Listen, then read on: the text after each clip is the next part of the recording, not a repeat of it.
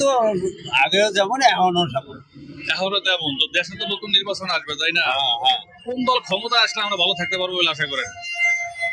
আর এখানে প্রশ্ন করে হইলে আমি ধরা খাই নাকি?